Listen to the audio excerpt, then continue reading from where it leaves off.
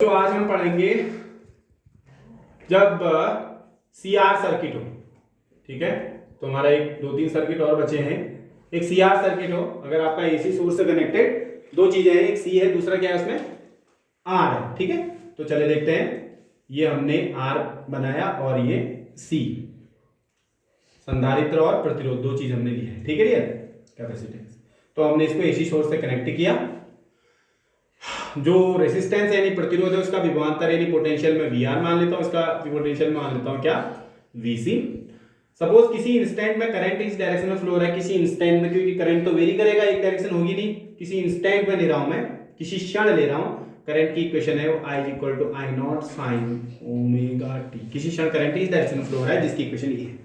ठीक है, वी की इक्वेशन भी कुछ होगी, डोंट नो। ठीक है, अब देखें, जब परिपथ में अगर सर्किट में आपका केवल और केवल आर होता तो उस केस में आर और करंट यानी वी और करंट दोनों सेम फेज में रहते हैं।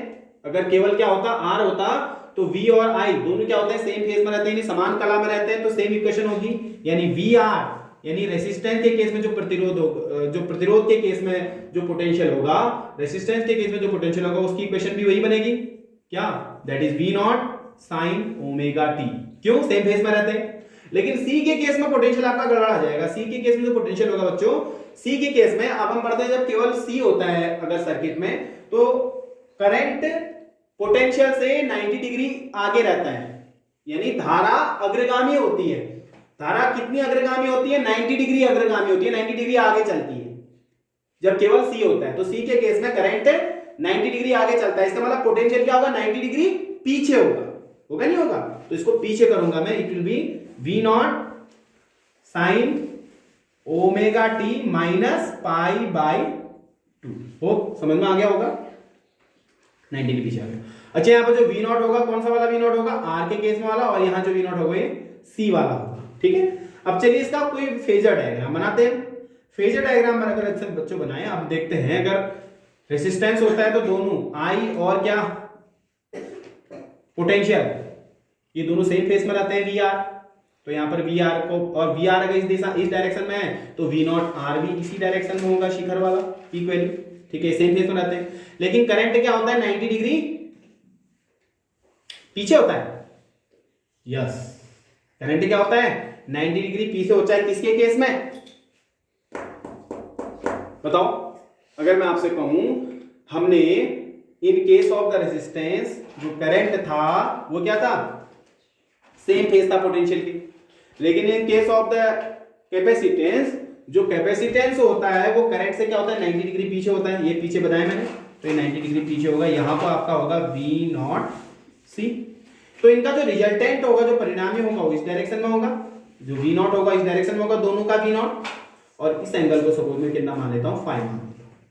ठीक है, तो अगर मैं वी नॉट जो इनका रिजल्टेंट पोटेंशियल होगा, रिजल्टेंट जो पोटेंशियल की पीक वैल्यू होगी, रिजल्टेंट, इसको अगर मैं निकालूं तो हो जाएगा V naught square equal to, इन दोनों का रिजल्टेंट क्या होगा, vector sum V naught R square plus V naught C square.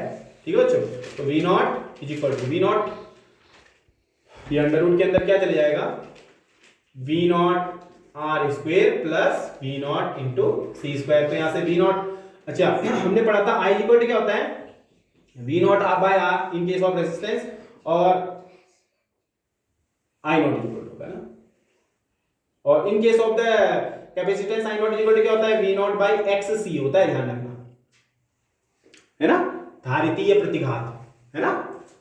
ठीक है ना, तो एक्स सी इसको बोलते हैं। ठीक है, तो यहां से हम वैल्यू अगर रख के यहां रखें, वी नॉट की वैल्यू, आर वाली वैल्यू यहां से रखेंगे तो आई नॉट आर हो जाएगा, ये हो जाएगा I naught into R square plus V naught C की वैल्यू यहां से वी नॉट सी वाला ये है, तो यहां से क्या हो जाएगा I naught X C whole square.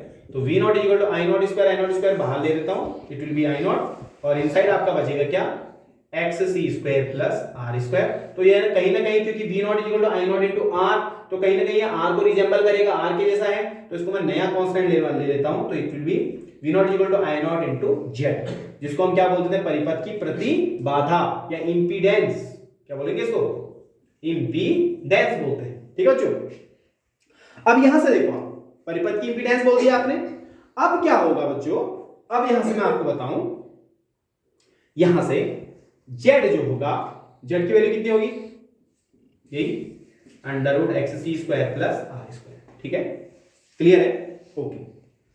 अब आपको इसमें मैं कह रहा हूं कि अभी भी जो आपका रिजल्टेंट पोटेंशियल है वो अभी भी रिजल्टेंट पोटेंशियल करंट से 5 डिग्री पीछे ही जा रहा है, देखो 90 नहीं है 5 है, तो इसका मतलब आप अभी भी कहेंगे करंट अभी भी क्या है, अग्रगामी है, करंट विभवांतर से अभी भी अग्रगामी है, करंट पोटेंशियल से अभी भी क्या है, आगे चल रहा है, तो आप बोलेंगे current Leeds potential bye 5 degree, current potential से 5 डिग्री आगे है, तो आप लिखेंगे करंट लीड्स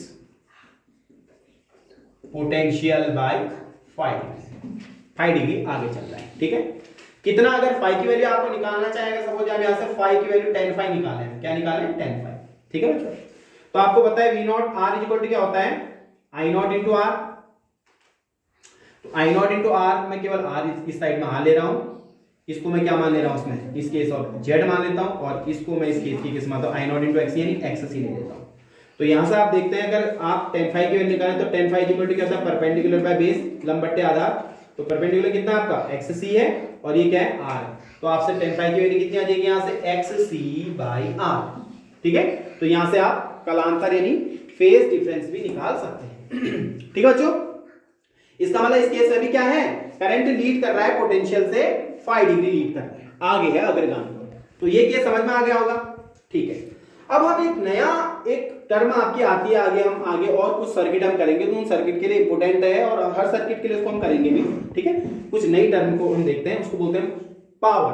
पावर आपने पहले ही पढ़ा है, इसको आप नोट कर लो, ठीक है। तो पावर आपने पहले भी पढ़ा है, पावर क्या होता है ना, पता है ना, जो पावर होता है ना, पावर शक्ति, पावर शक्ति in AC circuit, in AC circuit, power in AC, वैसे तो P इक्वल टू VI होता है पावर, लेकिन यहां पर एसी सर्किट में V भी वेरी करता है, V एक जैसा नहीं रहता है, करंट भी वेरी करता है, करंट भी एक जैसा नहीं रहता है, तो इसका मतलब पावर भी तो वेरी करेगा। तो अगर मैं किसी इंस्टेंट में पावर की इक्वेशन, हमें पावर का किसी इंस्टेंटेनियस पावर हम निकाल सकते हैं, इस केस में इंस्टेंटेनियस पावर निकालेंगे, फिर उसका क्या कर देंगे, हम इंटीग्रेशन करके एवरेज पावर इसमें हम निकालेंगे। तो यहां पर इंपोर्टेंट क्या रहता है, पावर ना होके कौन सी पावर इंपोर्टेंट रहती है, यहां पर एवरेज पावर, ठीक है। तो चलिए कोशिश करते हैं, P इक्वल टू V की इक्वेशन क्या होती है in case of AC, V not sine omega T, और I की इक्वेशन क्या होती है, I नॉट साइन, सपोज मैं मानता हूं किसी केस में ये 5 डिग्री आगे है, अग्रगामी है, तो फाई आपका पाई बाय रूट हो सकता है, फाई आपका 0 डिग्री भी हो सकता है, like in case of R phi और सॉरी V और I दोनों एक ही में है, तो फाई 0 हो जाएगा। इन case of C pi by 2, in case of L pi by 2, in case of LR CR वो सारे उस केस में 5 डिग्री आगे पीछे माइनस भी आ सकता है, तो एक जनरल इक्वेशन मैंने लिख सकते हैं, वैलिड हो जाएगी, ठीक है। तो चलिए आगे यहां से बढ़ते हैं, तो P इक्वल टू आपका आ जाएगा यहां से, ये इन केस ऑफ, क्योंकि टाइम के साथ वेरी करेगा ना, तो इसकी मैं इक्वेशन बनाना चाह रहा हूं, ठीक है। तो ये हो जाएगा PT equals to V naught I naught sine omega T into, यहां क्या बचा, sine omega T plus 5, clear है। तो PT इक्वल्स टू हो जाएगा V नॉट I नॉट, ठीक है। तो यहां साइन A प्लस B की फॉर्मूला रखेंगे हम, साइन ओमेगा टी, अच्छा sine omega T, sine A plus B क्या होता है, sine A cos B plus cos A sine B, यही होता है। तो PT की वैल्यू यहां से आपकी आ जाएगी V naught I naught, sine से अंदर ले जाओ साइन को, तो हो जाएगा sine square omega T cos phi plus फिर अंदर ले जाओ sine omega T cos omega T into sine phi, clear है, ये वैल्यू आ गई। कुछ और इसमें वेरिएशन कर देते हैं, PT equals to V naught I naught sine square omega T cos phi plus, इसमें क्या करता हूं, उसमें 2 से मल्टीप्लाई भी कर देता हूं और 2 से डिवाइड भी कर देता हूं इनटू साइन फाई, तो 2 साइन ए कॉस बी साइन 2a होता है। तो यहां से आपका PT की इक्वेशन बन जाती है बच्चों, V naught I naught sine square omega T cos phi plus sine 2 omega T हो जाएगा। समझ में आ गई ना बात? क्या किया मैंने यहाँ पे, साइन 5/2, ठीक हो, 2 sign A cos A sign 2 A. Clear है? अब देखो इसमें मैं कह रहा हूं ना पावर, एवरेज पावर यहां पर इंपोर्टेंट होता है, एवरेज पावर। तो एवरेज पावर के लिए एक तो आपका फॉर्मूला इंटीग्रेशन करना, हम इसको कुछ अलग तरीके से करेंगे। तो एवरेज अगर निकालें, पी एवरेज फुल साइकिल के लिए, एक पूरे चक्र के लिए, for a full cycle, for a full cycle अगर आप पी एवरेज निकालें तो पी एवरेज को कैसे लिखते हैं पता है ना आपको? कैसे लिखते हैं? जो पीटी की इक्वेशन दी है इसके ऊपर क्या लगा देंगे, ऐसा कर देंगे, या ऐसा लिख सकते हैं बार। तो ऐसे लिख रहा हूं मैं, ठीक है। तो पी एवरेज अगर आप निकालें तो इसके ऊपर आप इसका एवरेज निकालेंगे। ये लिख रहा हूं मैं, बार लगा दिया ऊपर, ये पूरा इक्वेशन लिखता हूं मैं पी की, P naught I naught sine square omega T cos five plus sine 2 omega T sine 5/2। तो पी एवरेज इक्वल टू आपका यहां से हो जाएगा। अब सबका मैं एवरेज दोनों का अलग अलग निकाल रहा हूं, ठीक है। देखो एक पूरे साइकिल के लिए साइन स्क्वायर ओमेगा टी का एवरेज क्या होता है, 1/2। ये पहले हमने पढ़ा भी है। साइन स्क्वायर ओमेगा टी का एवरेज एक पूरी साइकिल के लिए क्या होता है, 1/2 होता है। तो आप इसको लिख सकते हैं, अच्छा वी नॉट आई नॉट तो कांस्टेंट है, तो इसका एवरेज कोई मतलब ही नहीं होता है, इसमें ये तो वेरी नहीं करेगा। V naught I naught time के साथ वेरी नहीं करेगा, टाइम के साथ इसमें कोई परिवर्तन नहीं होगा, तो ये तो कांस्टेंट रहेगा, तो इसका एवरेज निकालने की जरूरत नहीं है, तो ये कांस्टेंट है V naught I naught. But sine square omega T time के साथ ये वेरी करेगा, करेगा ना। तो साइन स्क्वायर ओमेगा टी का एवरेज कितना होता है, 1/2, ठीक है। तो इसको हम लिख लेंगे मल्टीप्लाई 1/2। cos फाई ये भी कांस्टेंट है, क्योंकि फाई कांस्टेंट है, फाई थोड़ा वेरी करेगा टाइम के साथ, टाइम नहीं है उसमें, तो ये भी वेरी नहीं करेगा, इनटू cos फाई, ठीक है। Plus average of sine 2 omega T का एवरेज 0 होता है, ध्यान रखना। साइन 2 ओमेगा टी का एवरेज 0, cos 2 ओमेगा टी का एवरेज 0, साइन खाली ओमेगा टी का एवरेज 0, ध्यान होना चाहिए आपको। Average of sine 2 omega T 0, average of sine omega T this also 0, ऐसी cos 2 omega T, cos omega T दोनों एवरेज क्या होते हैं, सारे 0। तो ये एवरेज 0, तो ये पूरी टर्म ही 0 हो जाएगी, तो खाली बचा आपका ये आपका एवरेज आ जाता है, पी एवरेज, या ऐसे लिख लो पी बार इक्वल्स टू। अच्छा अब इसको थोड़ा सा वेरी कर रहा हूं, इसको देखो, V naught by √2 into I naught by √2 into cos five. समझ में आ गया? 2 को मैंने √2 इंटू √2 कर दिया, ठीक है। तो P इक्वल होता है वी नॉट बाई √2, ये VRMS होता है, पढ़ा है हमने। आई नॉट बाई √2 क्या होता है, IRMS इंटू कॉस फाइव। ये आपकी इक्वेशन बन जाती है एवरेज पावर, जहां पर cos फाइव होता है आपका शक्ति गुणांक, परिपथ का शक्ति गुणांक या पावर फैक्टर इसको बोलते हैं। क्या बोलते हैं? This is called power factor, शक्ति गुणांक cos फाइव। अब देखो अगर cos फाइव की वैल्यू निकालें, शक्ति गुणांक निकाले, शक्ति गुणांक अगर आप निकालें तो शक्ति गुणांक का अगर मैं यहां पर मान रखूं तो P इक्वल टू होता है VRMS IRMS इंटू इसका वैल्यू होती है R/Z। अब आप बोलोगे ये कैसा आ गया R/Z? देखो कैसा है, देखो सपोज मैं एक LR सर्किट ले रहा हूं, सपोज कौन सा सर्किट लिया मैंने, LR सर्किट। तो LR सर्किट में पोटेंशियल और करंट में फेज डिफरेंस होता है। पोटेंशियल क्या होता है, करंट से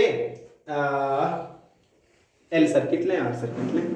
LR सर्किट में हमने अच्छा सॉरी हमने कौन सा सर्किट पढ़ा था इससे पहले वाला, फेजर डायग्राम में हमने पढ़ा था। सपोज ये वाला सर्किट ले रहे हैं, इसमें देखो LR सर्किट में यहां को XL होता है, यहां क्या होता है आपका R, और इस डायरेक्शन में फेजर डायग्राम में पढ़ा था, इस डायरेक्शन में क्या होता है Z होता है। LR सर्किट की बात कर रहा हूं, ठीक है ना, यही तो होता है सर, नहीं पढ़ा था हमने, ठीक है। और ये एंगल कितना है आपका, 5 डिग्री है, ठीक है। तो अगर यहां से आप cos फाइव के लिए निकाल तो cos फाइव इक्वल क्या होता है, अगर ये XL तो ये भी XL हो जाएगा perpendicular, base R hypotenuse Z हो जाएगा।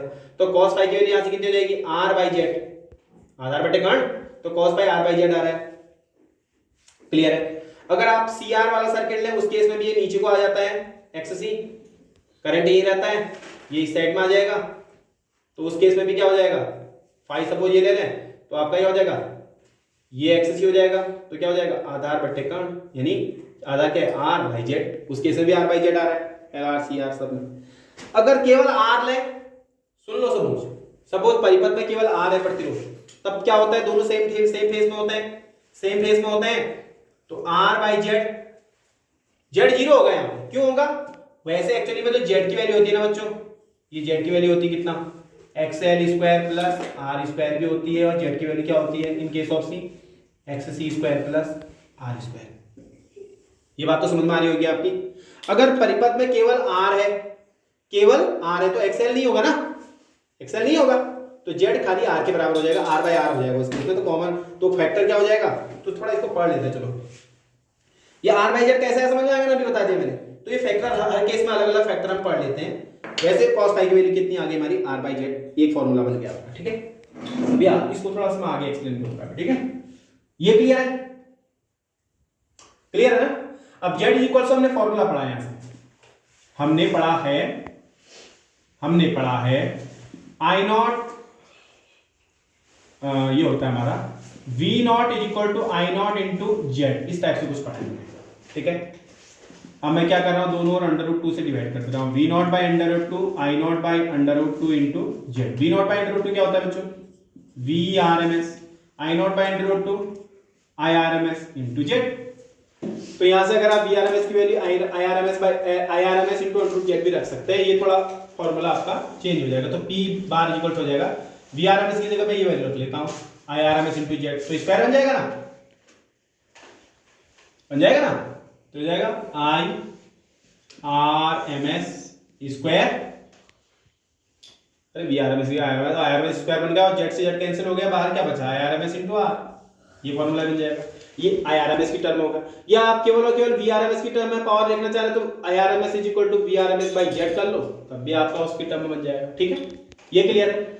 अब थोड़ा सा मैं इसमें आपको अलग अलग परिपथ के लिए, अलग अलग सर्किट के लिए मैं थोड़ा सा इसको आपको मैं वो करा रहा हूं, देखो कैसे। सपोज आपका केवल सर्किट में आर है, सर्किट में सी है, सर्किट में आपका एल है, ठीक है। तो सबके लिए हम फाई निकाल रहे हैं और कॉस फाई निकाल रहे हैं, ध्यान समझना है, शक्ति गुणांक निकालने हर सर्किट के लिए। अगर आर सर्किट के लिए देखें, आर सर्किट के लिए अगर परिपथ में केवल आर है, प्रतिरोध है, तो उस केस में फाई क्या होता है, कलांतर जीरो होता है, सेम फेज में रहते हैं। फाई का मतलब फाई क्या है, कलांतर है, किस किस के बीच में, पोटेंशियल और करंट के बीच में कलांतर है। तो आर के केस में जब केवल आर रहता है, उस केस में फाई जीरो होता है, तो कॉस फाई का मान कितना हो गया, 1, यानी शक्ति गुणांक 1 होता है आर के केस में, ठीक है। सी के केस में देख लो, अब सी के केस में हमने क्या पढ़ा था, आर के केस में सपोज सी के केस में देखो, अगर सपोज सी है, केवल कैपेसिटेंस है, तो फाई की वैल्यू क्या होती है, पाई बाय 2 होता है, पता है ना। धारा और विभवांतर दोनों के बीच में जो कलांतर होता है ना, पाई बाय 2 90 डिग्री का होता है, तो पाई बाय 2 पहले पढ़ा है हमने, पाई बाय 2, तो cos पाई बाय 2 की वैल्यू कितनी हो जाती है, 0, तो इसका मतलब शक्ति गुणांक 0 हो गया। तो अगर L के केस में पढ़े, अगर L है केवल L लिया है, तो L के केस में भी पाई बाय 2 रहता है, तो तब उस केस में भी cos पाई की वैल्यू क्या हो जाएगी, 0 हो जाएगी। ये ध्यान रखना, शक्ति गुणांक r बाई जेड की वैल्यू 0 होगी या cos पाई की वैल्यू 0 होगी, इस केस में यहां पर होगा। क्लियर, क्लियर है। तो ये था पावर फैक्टर, शक्ति कैसे निकालेंगे हम, किस केस में निकालेंगे, in case of AC circuit, ठीक है। Okay then, see you.